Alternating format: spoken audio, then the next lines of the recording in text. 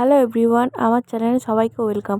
কেমন আছো সবাই? আশা করছি ভালো আছো এবং সুস্থ আছো, আর আমরাও ভালো আছি। তো আজকে সকালটা শুরু হচ্ছে আমাদের এই চিড়ের পোলাও দিয়ে। এটা বোনের স্পেশাল রেসিপি, বোন বানিয়েছে। আর এখন সকালের নাস্তা চিড়ের পোলাও খাচ্ছি আমি এখন।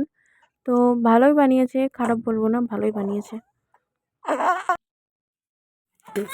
কই রে, এবার তো ঘুমিয়ে পড়ো, অনেকক্ষণ জাগছো। ঘুমাবে না? বললাম না, মানে ঘুমাবে না। হ্যাঁ, ঘুমাবে না? ঘুমা না, সেই ভোরবেলা থেকে তো উঠছি। ঘুমিয়ে পড়ো। কোথায় গো? আচ্ছা, দোলাই শুবেনি? ও, ও, আমার বেটু কান্না করে থমকিয়া থমকিয়া গো। আমার বেটু কান্না করে থমকিয়া থমকিয়া। কোলে নিতে একদম চুপ।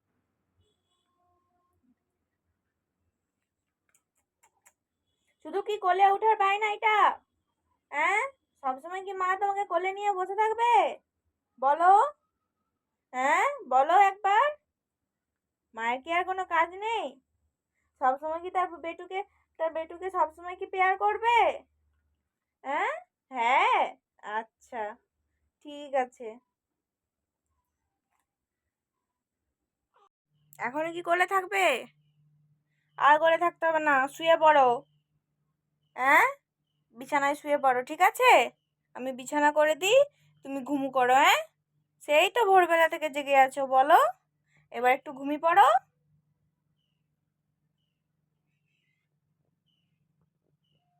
এই তো আমি বিছানা করে দিই, এবার ঘুমিয়ে করবে, ঠিক আছে? আমি বিছানা করে দিই, দাঁড়াও। এই মশারিতে শুয়ে পড়ো। হ্যাঁ, আমি বিছানা করে দিচ্ছি।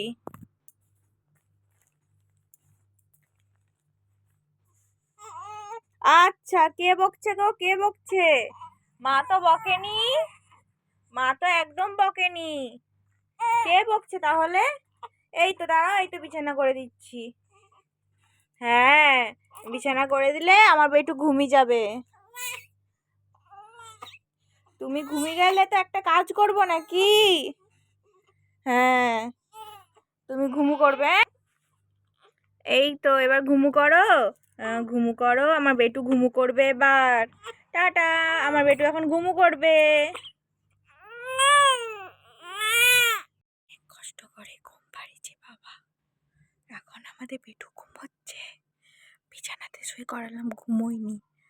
এখন কোলে নিতে তারপর ঘুমোলো, দেখো।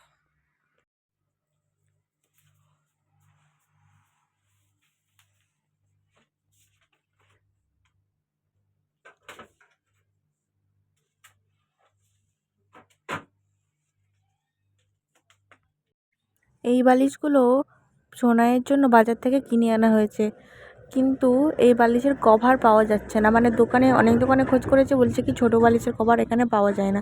তো আমি ভেবেছি আমার এই টুকরো কাপড় দিয়েই আমি হাতে সেলাই করে সোনাইয়ের জন্য বালিশের কভার বানাবো। এই দেখো, সুন্দর করে আমি হাতে সেলাই করেছি। আর এটা মাথা বালিশের কভার হয়ে গেছে। বালিশের কভার তো বানাতেই হবে, না হলে ও তো তেল মাখে না, বালিশগুলো নোংরা হবে, তেল চিটচিটে হবে। এই দেখো, আমি সব বানিয়েছি, মানে হাতে সেলাই করেই করেছি। এটা তোমাদেরকে দেখালে বুঝতে পারবে। এই দেখো, এগুলো সব হাতে সেলাই করাই। তো যা কাপড় ছিল সেটাতে তিনটেই বালিশের কভার একই রকম হয়ে গেছে। আর আমার বালিশের কভারগুলো কেমন লাগলো তোমাদের সেটা কমেন্টে জানিও। আর এই মাথা বালিশে এখানটা ফাঁকা ছিল বলে একটা বোতাম লাগিয়েছি। টাটা।